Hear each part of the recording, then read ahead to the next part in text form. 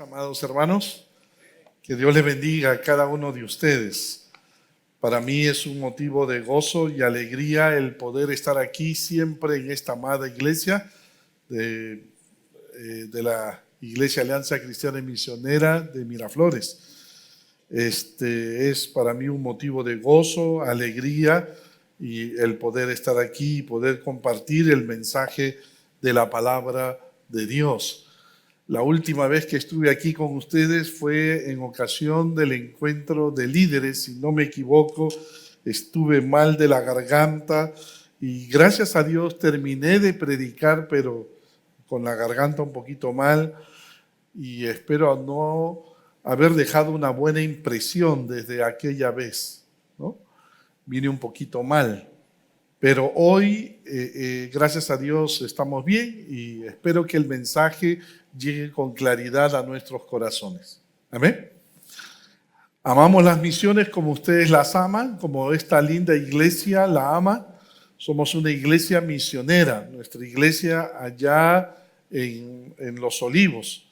Tenemos lindos misioneros en distintas partes del mundo, como también en el Perú, sosteniendo juntamente con vuestra amada iglesia. Eso es lo lindo. Estamos haciendo misiones en conjunto, porque queremos ver el mundo, que tenga el mundo su encuentro con Dios. Eso es lo que queremos. Y así que por eso estamos haciendo un trabajo en conjunto, las iglesias de Net Global, o las iglesias que conformamos Net Global, este movimiento de iglesias que nos hemos comprometido con el hecho de enviar misioneros para que el evangelio llegue hasta lo último de la tierra. Muy bien, pero me toca compartir el mensaje de la palabra de Dios en esta noche. No he venido solo, me acompaña mi esposa. Ha sido más, no hemos podido estar juntos, mami, pero creo que te conoce, ¿no? Aquí también. Muy bien, entonces nos vamos de lleno. ¿Qué les parece si oramos al Señor? Y le pedimos a nuestro Dios que Dios hable a nuestra vida, a nuestro corazón. Inclinamos nuestros rostros, cerramos nuestros ojos, oremos al Señor. Bendito Señor, queremos darte gracias por esta noche. Oramos en el nombre precioso de nuestro amado Señor Jesucristo, que nos permitas, Padre Santo, compartir el mensaje de tu palabra con toda libertad. Puedas hablar a nuestra vida, a nuestro corazón, de la manera que te hemos honrado en el momento del cántico, en el momento, Señor, de la presentación de estos grupos. Dios Santo, todo está hecho para honrarte, para alabarte. Pero queremos que tu Espíritu Santo ahora utilice tu palabra y nos hable a nuestra vida, nos redarguya, Señor, y nosotros respondamos a ella en obediencia. Padre Santo, que por amor a ti, Señor, estemos dispuestos a obedecer tu voz en este tiempo. Instrúyenos, Padre eterno, Padre amado, y háblanos, Señor, conforme a nuestra necesidad.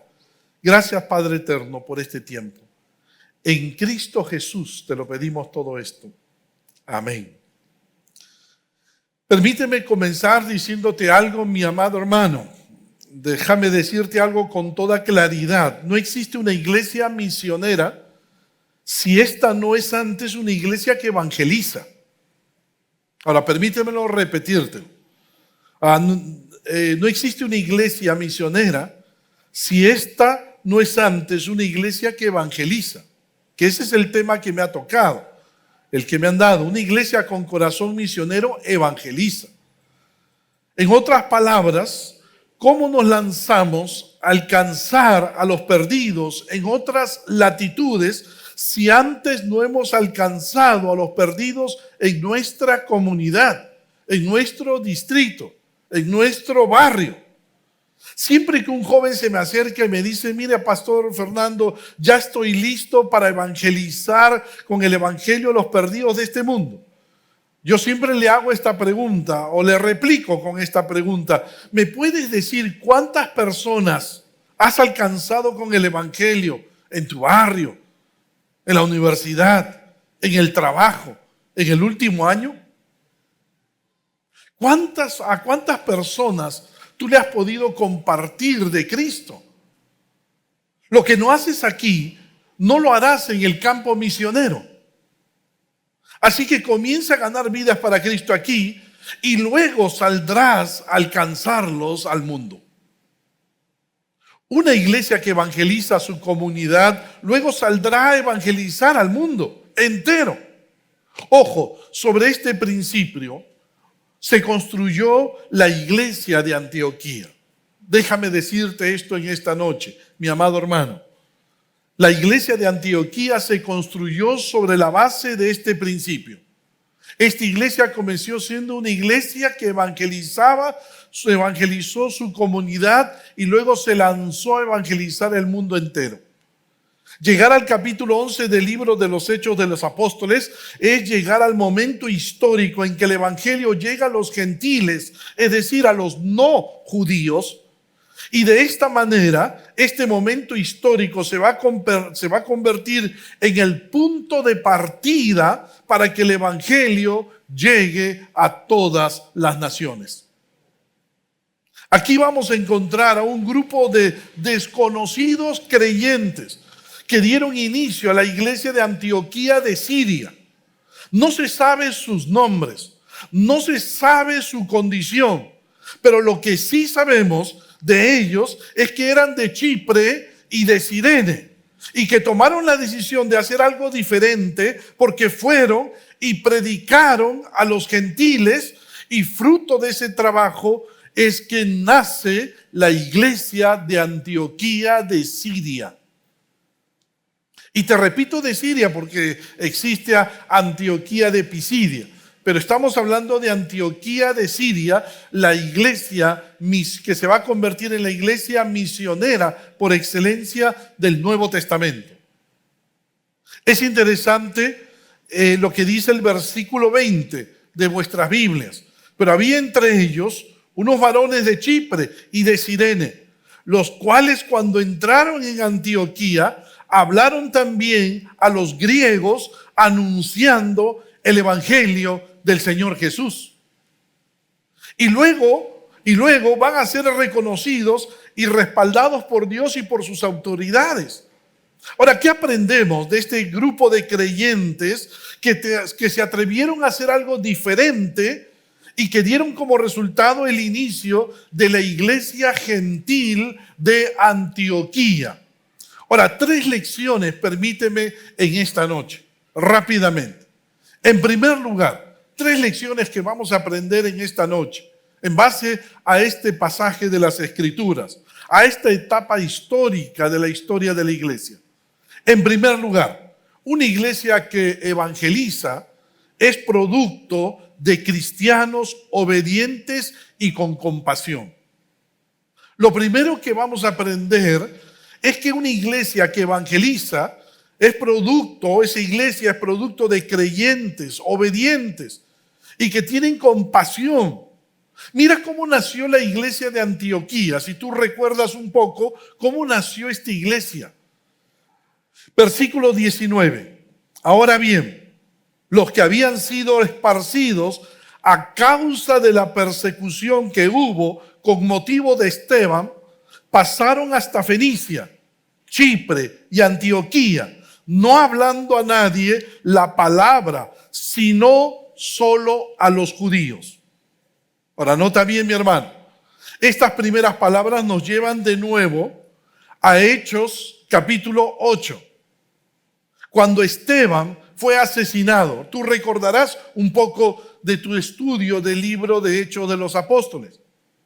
Cuando fue asesinado y su muerte produjo una persecución contra los cristianos que ayudó a la expansión del evangelio en el plan de Dios. ¿Recuerdas Hechos 8:1? En aquel día hubo una gran persecución contra la iglesia que estaba en Jerusalén. Y todos fueron esparcidos por las tierras de Judea y de Samaria. ¿Recuerdas?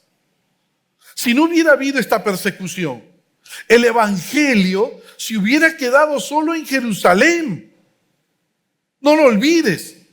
Y ganar para Cristo Judea, Samaria y hasta lo último de la tierra, que era lo que el Señor Jesús quería, no hubiera sido una realidad. Pero los creyentes esparcidos no solo llegaron a Judea y Samaria, sino también se dirigieron con el mensaje de Dios a Fenicia, a Chipre y Antioquía. Pero había un problema. El texto bíblico nos dice que solo predicaban el evangelio a los judíos. ¿Por qué? Bueno, en primer lugar, los cristianos, tú sabes que los cristianos, los primeros creyentes de la iglesia, fueron de origen judío. Y es muy probable que este grupo de creyentes aún no habían escuchado hablar de lo que le pasó al apóstol Pedro con el centurión Cornelio en Hechos capítulo 10. Y cómo Dios le mostró a Pedro, ¿no es cierto?, y a un grupo de cristianos de origen judío, que el evangelio era también para los gentiles y no solo para los judíos. Es muy probable que estos creyentes siguieran la misma costumbre que vieron en la iglesia de Jerusalén: evangelizar primero a los judíos. Ahora, en segundo lugar, este grupo de cristianos de origen judío, ellos están siguiendo con su antigua mala tradición o costumbre de que su deber era solo llevar el evangelio de Dios a los judíos. Y esto no solamente se va a dar en los inicios de la iglesia, tú lo vas a ver también en el Antiguo Testamento. Aun cuando el Señor Jesús les mandó que vayan en Mateo 28, 19 a todas las naciones. Pero es aquí que aparece un grupo desconocido, un grupo de desconocidos cristianos de origen judío que decidieron hacer la diferencia cumpliendo la gran comisión. ¿Qué hicieron? Mira lo que nos dice Lucas en el versículo 20. Mira lo que ocurrió. Mira lo que hicieron este grupo de desconocidos cristianos de origen judío. Hicieron algo diferente a lo que todo creyente de origen judío solía hacer. Pero había entre ellos unos varones de Chipre y de Cirene, los cuales, cuando entraron en Antioquía, hablaron también a los griegos, anunciando el evangelio del Señor Jesús. ¿Notaste bien, mi hermano, lo que nos está enseñando la palabra allí? Estos varones, cristianos de origen judío, de Chipre, de Cirene, decidieron arriesgarse y tomaron la decisión de llevar también el evangelio a un grupo de gentiles griegos, no judíos, cuando entraron en la ciudad de Antioquía de Siria. Ahora, no sabemos sus nombres, no conocemos su profesión, no sabemos si eran intelectuales, no sabemos si eran indoctos, solo que eran de Chipre y de Cirene, África del Norte, lo que hoy en día es Libia. Pero hicieron algo diferente a lo que todo el mundo cristiano de aquel entonces hacía. ¿Qué los motivó a obrar de manera diferente? Esa es la pregunta. ¿Qué los motivó a obrar de manera diferente? ¿Qué los motivó a llevar el evangelio a los griegos, a los gentiles de la ciudad de Antioquía? Ahora, el texto bíblico no lo dice, pero yo creo, y algunos comentaristas también, que hay dos cosas muy importantes que los motivaron. En primer lugar, un deseo grande por obedecer la gran comisión. Y en segundo lugar, compasión por la gente. Ahora, ¿por qué creo que estos cristianos estaban deseosos de cumplir la gran comisión? ¿Por qué creo esto? Porque mientras estuvieron en Jerusalén, no tuvieron la oportunidad, no tuvieron la necesidad de cumplirla. Tú sabes que los creyentes de la iglesia de Jerusalén Estaban muy contentos entre ellos. Lindo, compartían los alimentos, compartían sus bienes y estaban muy contentos de estar juntos cantando al Señor. Pero se olvidaron de lo último de la tierra. Pero la persecución los despertó a la misión. Por eso nos dice Lucas en Hechos 8:4, pero los que fueron esparcidos, mira lo que nos narra Lucas, pero los que fueron esparcidos iban por todas partes anunciando el evangelio.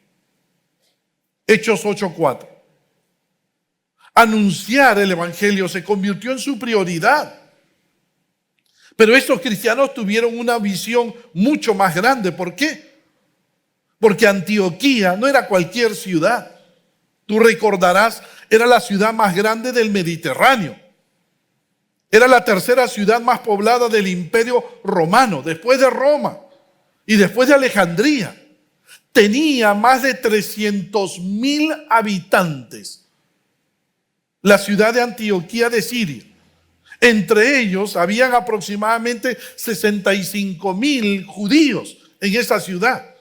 Todo el mundo pecador quería estar en Antioquía porque era una ciudad con una moral relajada, porque tenían templos dedicados a la prostitución sagrada en Antioquía.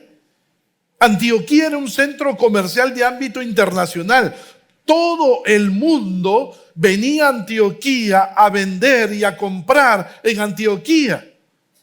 Allí las tradiciones que la gente traía de sus regiones no se practicaban, sino se pasaban por alto.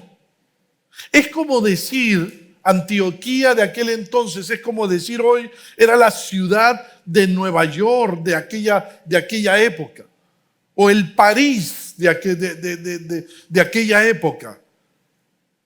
Plantar una iglesia aquí sería una gran bendición. ¿Por qué? Porque Antioquía se podría convertir en la capital del cristianismo gentil, como realmente se convirtió. Tremenda visión de estos creyentes de origen judío que decidieron hacer las cosas no como los demás lo hacían, sino decidieron hacer las cosas de manera diferente. Y eran creyentes de origen judío y se lanzaron a alcanzar a los gentiles. ¿Y qué mejor a esta ciudad de Antioquía de Siria, donde se confluía una gran población? Pero estos no tenían una visión, pero estos judíos no tenían una visión solo localista. Estos judíos tenían una visión mundial. Ellos querían llegar con el evangelio hasta lo último de la tierra. Por eso fueron tras Antioquía. Claro está también que detrás de esa visión que ellos tuvieron, había también una gran motivación. La compasión por la gran cantidad de pecadores que podían venir a los pies de Cristo. En una gran ciudad donde hay grandes pecados, hay mucha gente necesitada por Cristo. Ellos fueron fieles seguidores de su maestro, el Señor Jesús. El Señor Jesús también, dice Mateo 9:36, al ver las multitudes, tuvo compasión de ellas, porque estaban desamparadas y dispersas como ovejas que no tienen pastor. Este grupo de creyentes miró a esta gente como miraba el Señor Jesús a la gente de su tiempo, con compasión, porque las veía desamparadas, dispersas, como ovejas que no tienen pastor.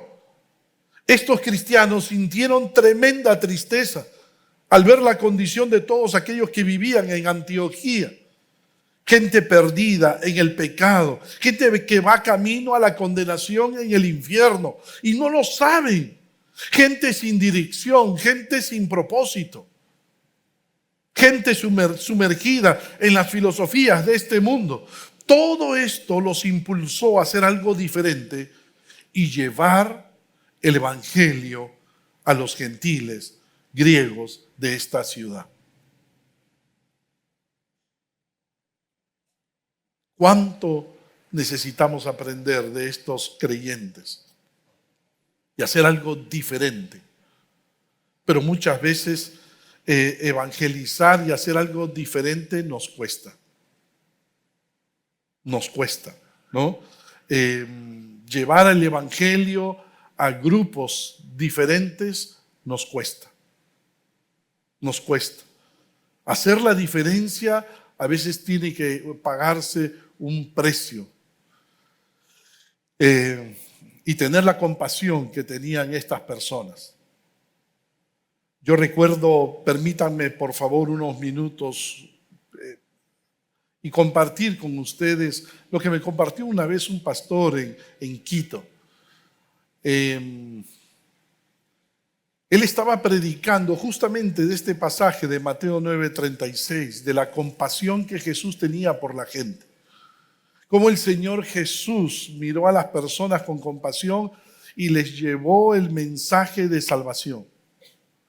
Y entonces en el momento que este pastor, un pastor amigo, predicaba la palabra de Dios en su iglesia en Quito, dice que él ve entrar a una persona vestida de negro, toda de negro, y botas de negro, saco negro, cabello así un poco largo, y él se asustó mientras que predicaba, se asustó porque así normalmente uno no ve entrar a alguien así a la iglesia, pero entró y cuando entró se sentó atrás. Y claro, los hermanos cuando ven a una persona así ni lo sugiere, se acercan a saludarlo. Ay, ¿qué es esto? Y no se le acercaron. Pero el hombre vestido de negro, su saco negro. Bueno, él después de la impresión siguió predicando de la compasión del Señor Jesús.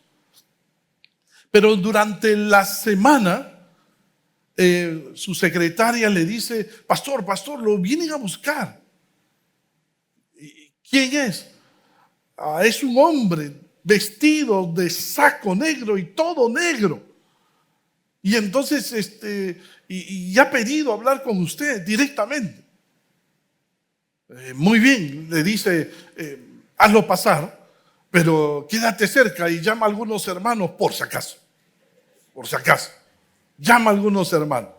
Y entonces él, bueno, lo recibe, ¿no? Lo trae. El hombre entra así, todo de negro, serio, ¿no? Y se sienta. Tome usted asiento, ¿no? Y el pastor mira a su secretaria como diciendo, no te olvides. Y se sienta. Y le dice, bueno, ¿en qué puedo servirle? Mire, yo soy pastor como usted. ¿Cómo? Sí, yo soy pastor como usted. Y yo vine el domingo a su iglesia. No sé si usted se percató de ello. Ah, claro está, sí. Usted vino, se sentó atrás y me llamó mucho la atención por la forma como usted se viste, pero si usted es pastor como yo, ¿cómo es que usted se viste de negro? Bueno, déjeme decirle que yo soy pastor de un grupo de ex-emo. Yo no sé si ustedes han escuchado hablar de los emo. No, yo no sé si existen todavía el grupo de los emos. El grupo de los emos son muchachos que se visten de negro, que suelen exaltar a la muerte, suelen vestirse siempre de negro, tienen una subcultura de negro y viven en depresión. Un tiempo fue algo muy peligroso para muchos jóvenes porque suelen deprimirse y hasta pueden terminar matándose. Bueno, me dice, yo fui una vez emo y a mí me compartieron el evangelio y entonces yo tengo un grupo de emos que hemos ganado para Cristo. Bueno, ex-emos que hemos ganado para Cristo, ahora son creyentes. Pero nosotros hacemos un trabajo en las discotecas, se metían en las discotecas. Ese es un mundo de noche, bien tarde, y allí vamos conociendo a algunos jóvenes y luego les compartimos allí el evangelio y los ganamos para Cristo.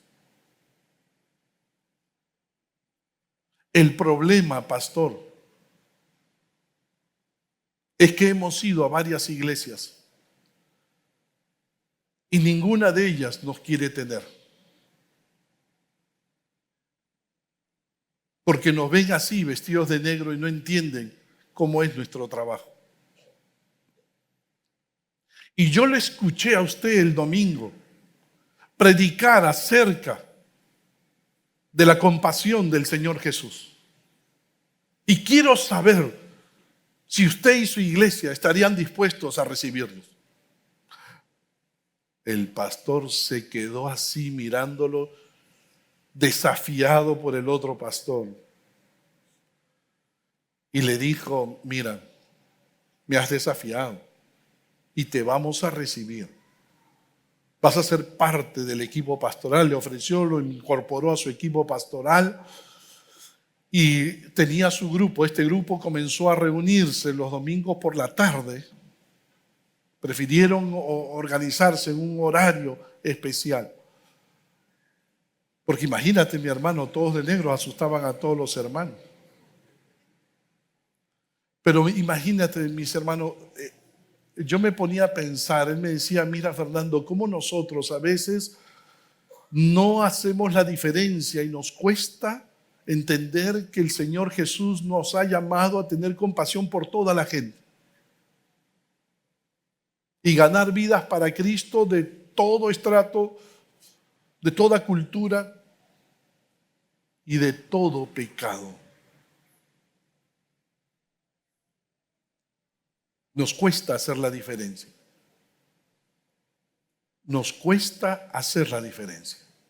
Tenemos que ser como estos de la iglesia de Antioquía y estar dispuestos a mirar la misión de Dios mucho más amplia hasta lo último de la tierra. Lo segundo, mis hermanos, la segunda lección, una iglesia que evangeliza tiene la aprobación de Dios y de sus autoridades. Uno puede pensar, pastor, Dios y las autoridades eclesiales aprobaron este cambio de planes que hicieron estos desconocidos creyentes. Claro que sí. En primer lugar, tuvieron la aprobación de Dios. Lucas nos dice, mire, en primer lugar, tuvieron la aprobación de Dios. Lucas nos dice en el versículo 21, y la mano del Señor estaba con ellos, y gran número creyó y se convirtió al Señor. Ellos no hicieron la obra de Dios en la carne, con el deseo de ser aplaudidos o por capricho. La mano del Señor estaba sobre ellos. Y por el hecho de que Dios estaba con ellos, lo que los movió no fue su carne, sino el deseo de obedecer la gran comisión y la compasión por la gente que necesitaba escuchar el evangelio. Dios aprueba, es interesante, Dios aprobó lo que ellos hicieron al bendecir su labor. Cuando se convirtieron un gran número de personas, creyeron y fueron transformados, se convirtieron de verdad. Cuando la motivación es obedecer a Dios y la compasión por la gente, Dios aprueba y bendice con conversiones que se producen en el cielo por obra del Espíritu Santo. Y lo segundo, la aprobación de las autoridades eclesiásticas. Los cristianos de origen judío seguían la tradición de alcanzar con el evangelio solo a los judíos. Como decía Pablo, al judío primeramente, Romanos 1:16, pero hicieron algo diferente. Estos creyentes de origen judío hicieron algo diferente. Se arriesgaron y fueron también al griego y empezaron a ganar gentiles para Cristo. Las autoridades eclesiásticas lo aprobarían. Ellos no tenían el conocimiento de la aprobación de Dios, pero mira lo que pasó. Versículo 22.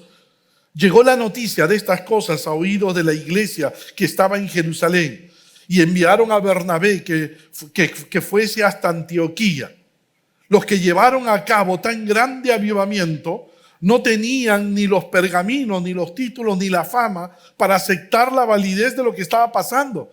Así que la iglesia de Jerusalén envió a un líder reconocido, respetado, para que verificara lo que estaba pasando.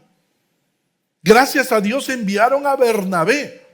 ¿Por qué a Bernabé? Porque Bernabé era un judío, era un creyente de origen judío de Chipre, como algunos de los creyentes desconocidos que habían predicado a los gentiles en Antioquía. ¿Qué pasó cuando llegó? ¿Hizo lo que suelen hacer los famosos cuando ven las obras buenas de los desconocidos? ¿Los criticó? ¿Se sintió tal vez amenazado? No. ¿Menospreció cómo Dios los había usado? ¿Acaso dijo, qué bien cómo los ha usado Dios, a mí también me usa? ¿Acaso les dijo, pudieron hacerlo mejor? ¿Acaso les dijo, por qué han desobedecido al ganar gentiles para Cristo? No, no dijo eso Bernabé.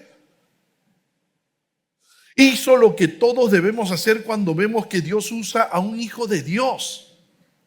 En primer lugar, Bernabé se alegró al ver cómo Dios los había usado. Versículo 23. Cuando llegó y vio la gracia de Dios, se regocijó. Uno debería alegrarse por los logros de los demás. Uno debe alegrarse cuando vemos cómo Dios usa a los demás. Uno debe alegrarse cuando vemos la gracia de Dios en acción. Es decir, salvando vidas para Cristo sin importar prejuicios. En segundo lugar, Bernabé animó a todos a seguir siendo fieles al Señor, a que sigan siendo fieles al Señor. Versículo 23, y exhortó a todos a que con propósito de corazón permaneciesen fieles al Señor. Si las cosas se han hecho bien, debemos seguir animando a los creyentes a seguir siendo fieles al Señor.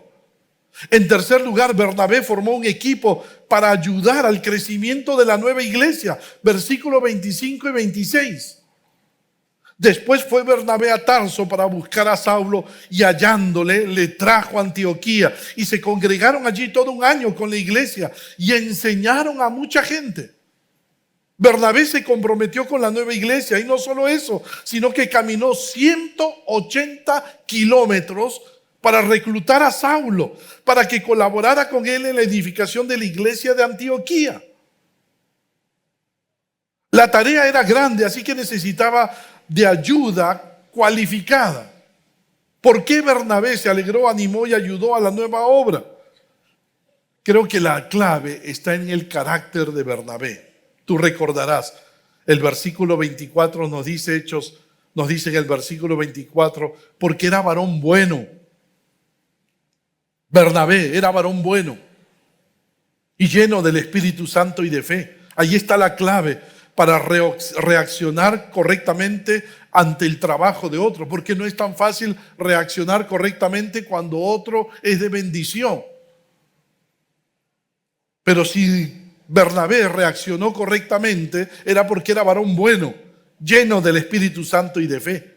El carácter espiritual de Bernabé fue la clave para que éste no actuara mal frente al trabajo que hicieron sus hermanos en la fe en la ciudad de Antioquía. Su corazón lleno de Dios le permitió ver que la voluntad de Dios estaba con esta nueva iglesia. El carácter santo, noble, espiritual, es la clave para reaccionar de manera correcta cuando Dios usa a mi hermano. Y 3, la última lección, mis amados hermanos, me he pasado del tiempo, perdonen. La última lección, una iglesia que evangelice producirá hermosos resultados. Una iglesia que evangeliza producirá hermosos resultados. ¿Qué pasa con una iglesia que nace gracias a cristianos que evangelizan sin prejuicios? Y van más allá de lo que les dice. Lo primero que va a pasar es que van a crecer en número. Mira esos tremendos resultados que se van a dar en la iglesia de Antioquía. Lo primero que va a pasar es que van a crecer en número. Versículo 24. Y una gran multitud fue agregada al Señor. Mira lo que dice, una gran multitud. ¿Cuánto es una gran multitud? No lo sabemos. No lo sabemos. Iglesia que hace del evangelismo su estilo de vida va a crecer en número. Muchas personas comenzarán a ser agregadas en la familia de Dios. Pero en segundo lugar, no solamente la iglesia va a crecer en número, sino también, segundo, la iglesia crecerá en calidad de vida. Porque dice el versículo 25 y 26, después fue Bernabé a Tarso para buscar a Saulo y hallándole le trajo a Antioquía. Y se congregaron allí todo un año con la iglesia y enseñaron a mucha gente, un año. La necesidad más urgente de esos nuevos creyentes que vivían en un ambiente pagano, hostil, era la enseñanza fiel de la palabra de Dios. Y eso lo sabía muy bien Bernabé y Saulo. Por eso es que se quedaron un año enseñando, instruyendo a esta nueva iglesia, a estos nuevos creyentes en la palabra de Dios. Lo tercero es que esa iglesia comenzará a impactar su sociedad. Claro, una iglesia que evangeliza, una iglesia que crece, una iglesia que crece en vidas, pero también en calidad de vida. Gracias a la palabra, va a impactar su sociedad. Versículo 26, en la segunda parte. Y a los discípulos se les llamó cristianos por primera vez en Antioquía. Mira cómo esta iglesia, cómo estos creyentes no fueron pasados por altos por la sociedad de Antioquía. Fue en este lugar donde a los creyentes se les llamó cristianos por primera vez. Y el término cristiano significa del grupo de Cristo. Era una especie de insulto o burla contra aquellos que seguían con compromiso a nuestro Señor Jesucristo. Pero nosotros sabemos que más que una burla, era el impacto, el buen testimonio que estaban causando los cristianos en esa ciudad. No pasaron desapercibidos por el no creyente. En cuarto lugar, la iglesia nacerá siendo una iglesia generosa. En aquellos días, mira, versículo 27 al 30, permíteme. En aquellos días, unos profetas descendieron de Jerusalén a Antioquía, y levantándose uno de ellos, llamado Ágabo, daba a entender por el Espíritu que vendría una gran hambre en toda la tierra habitada, la cual sucedió en tiempo de Claudio. Entonces los discípulos, cada uno conforme a lo que tenía, determinaron enviar socorro a los hermanos que habitaban en Judea, lo cual en efecto hicieron, enviando a los ancianos por mano de Bernabé y de Saulo. Ágabo profetizó que vendría una gran hambre en todo lugar. Esto sucedió en el año 45 después de Cristo. ¿Cuál fue la respuesta de la iglesia de Antioquía ante la solicitud de dinero para ayudar a sus hermanos de la iglesia de Jerusalén? Todos tomaron la decisión de enviar una ofrenda conforme a sus ingresos y lo enviaron por medio de Bernabé y Saulo. Una iglesia que evangeliza, tarde o temprano se vuelve una iglesia generosa. Y lo último, se convierte en una iglesia misionera. Así es, una iglesia que evangeliza se convierte al final en una iglesia misionera. Hechos 13, 1 al 2. Fue en la iglesia de Antioquía de donde se enviaron los primeros misioneros. Había entonces en la iglesia que estaba en Antioquía profetas y maestros. Bernabé, Simón, el que se llamaba Níger, Lucio de Cirene, Manaén, el que se había criado junto con Herodes el tetrarca, y Saulo. Ministrando estos al Señor y ayunando, dijo el Espíritu Santo: apartadme a Bernabé y a Saulo para la obra que los he llamado. Una iglesia que evangeliza su ciudad pronto se va a lanzar a alcanzar el mundo entero para Cristo. Bernabé y Saulo fueron los instrumentos humanos que Dios usó para llevar el evangelio a todo el mundo antiguo de aquel entonces.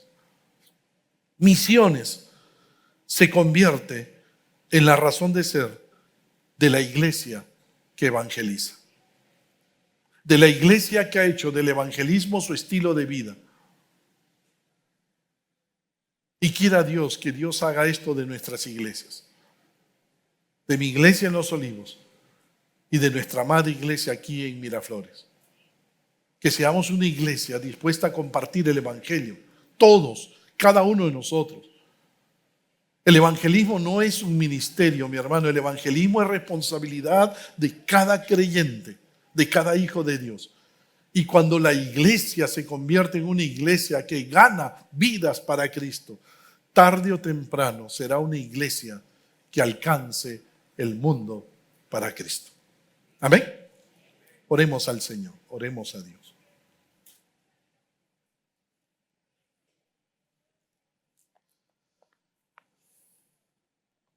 Oremos al Señor. La iglesia de Antioquía fue una iglesia modelo.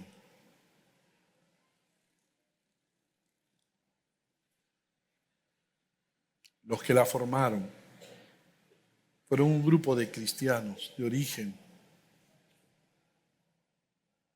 judío, pero que hicieron la diferencia y se lanzaron hacia los griegos. Hicieron algo diferente a lo que todo el mundo hacía en aquel entonces. Y esta iglesia se transformó en una iglesia de mucha bendición. Una iglesia que creció en número. Una iglesia que creció en calidad de vida. Una iglesia generosa. Una iglesia misionera. Como lo fue la iglesia de Antioquía, así tenemos que serlo nosotros. Que Dios nos use para ganar vidas para Cristo. A nuestros vecinos, familiares, amigos que necesitan escuchar el Evangelio.